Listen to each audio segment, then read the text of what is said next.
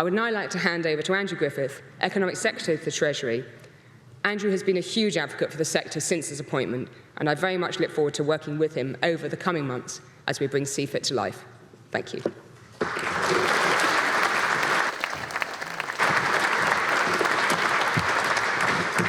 Thank you, Charlotte. Thanks for very kind words. And thank you particularly for your personal leadership, which has got CFIT to where it is today. Let me also thank Nick, this beautiful venue that we're in, this sustainable, modern, dynamic place that's absolutely about the hub of learning and the intersection between those who learn and innovate. Late Steve Jobs once said that innovation is the ability to see change as an opportunity, not a threat. When I was in business, my own mantra was it's better to disrupt yourself than to be disrupted. And in the last 3 decades, we've seen incredible technology developments that have revolutionized how we learn, how we communicate, and for all of us, how we manage our money, the financial sector. It's the ability and willingness of individuals and firms to see technological transformation as a chance to reshape the financial services industry, actually reshape our future, reshape our economy, that's made the UK fintech sector the really fantastic success story that it is, that you're all part of. We see near record investment levels, an ongoing conveyor belt of innovative product launches, and a growing positive impact on consumers and society. UK fintech is genuinely one of our world-leading sectors. In fact, almost 90%, just think about that, almost 90% of UK Brits now use one fintech service to manage their money or to make payments.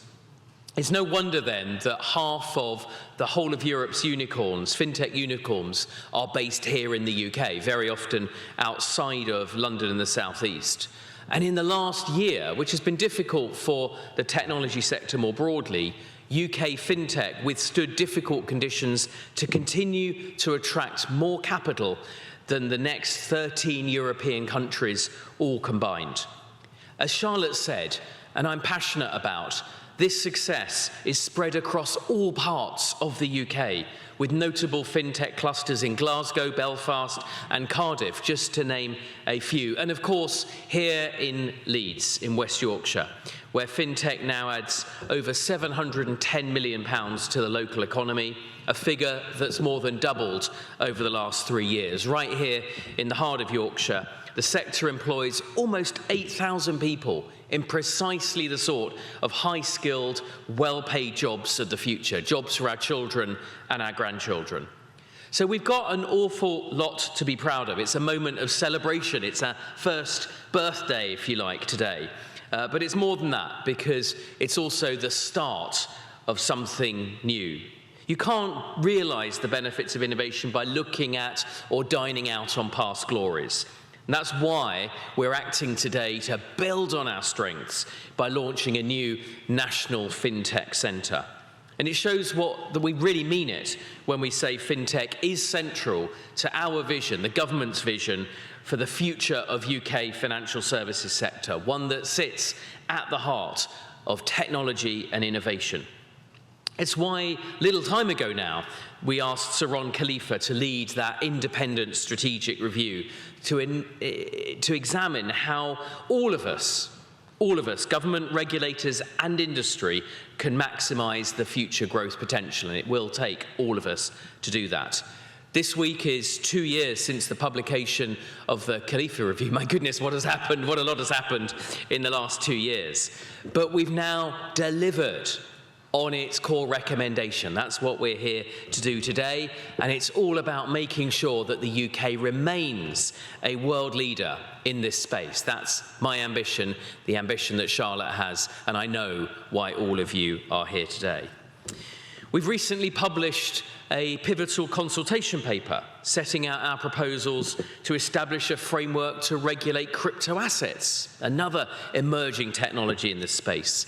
And earlier this month, the Treasury and the Bank of England issued a joint consultation on the potential for a digital pound in the UK. This is a major milestone of work in our area. It marks the end of research and exploration and the beginning of design and then in turn delivery.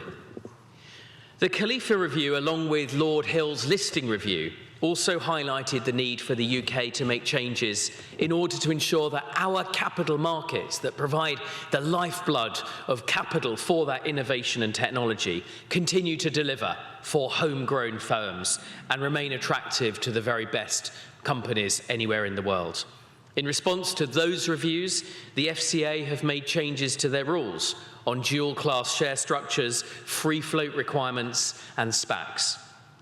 In response to Saron's recommendations for the government to provide more international support for UK fintech, and we absolutely must, the Department of Business and Trade has launched a wide-ranging package of initiatives to supercharge support for UK firms that want to expand internationally. I know that. I've seen in the Department of Trade their outreaching work across the world on your behalf. But the central recommendation of the Khalifa Review was the creation of a Centre for Finance, Innovation and Technology, the reason we're all here today. It was the final part, the final key recommendation for the government to deliver. Backed by £5 million of government seed funding and an additional £500,000 from our delivery partners in the City of London Corporation, the vision for CFIT is to act as a new centre of excellence for fintech in the UK. We know that government doesn't have the answers alone. In fact, it's only ever by working together that we can unleash these opportunities. And that's why CFIT will be a private sector organisation led by the experts, but dedicated to delivering on its promise to fintechs, businesses and consumers alike. I truly believe that that approach, where government provides the launch funding for a private body, sets CFIT up for success, addresses barriers to fintech sector growth, to support the creation of high-income text-based employment across the whole country and enable firms then to achieve global scale, is a great model of how we achieve the Prime Minister's ambition to be a science and technology superpower. CFIT will do this by bringing together coalitions of industry experts from across the UK, business leaders, policymakers, academics from institutions such as Leeds here today, all to devote themselves to addressing and unknotting some of the thorniest issues in society. What makes me really excited is it's not a think tank, it's not a talking shop, but a centre for action, a centre of activity, coming up with data, ideas and solutions that we can then scale together and unlock growth. I certainly want my own personal mission to be about delivery, not just about reviews. Sometimes I say the financial sector has had more reviews than Netflix. What we actually need to do is get on and deliver. And that's exactly what is baked into the very DNA of CFIT. Deliver, deliver, deliver. And partnerships are therefore a fundamental way in which CFIT will offer tangible benefits for UK fintech. As Charlotte said, today we've seen the announcement of a partnership with the University of Leeds and other universities here, which will see university students matched with exciting fintech work placements. What a wonderful thing that will be. CFIT will deliver for the whole of the UK. Reflecting its mission, the new centre has already announced plans to launch innovation hubs to boost growth in key high-potential areas, such as Leeds, Edinburgh and Birmingham, but they're by no means exclusive.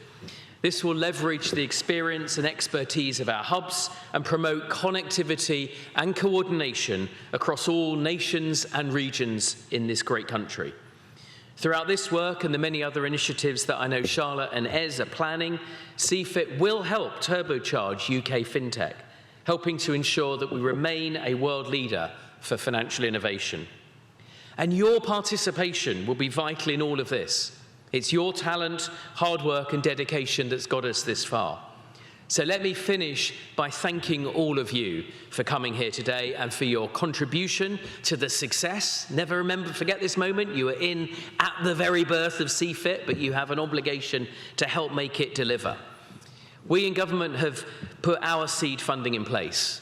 And Charlotte and Ez know that they will count on my support as the Financial Services Minister in knocking down walls and trying to achieve all of our collective goals.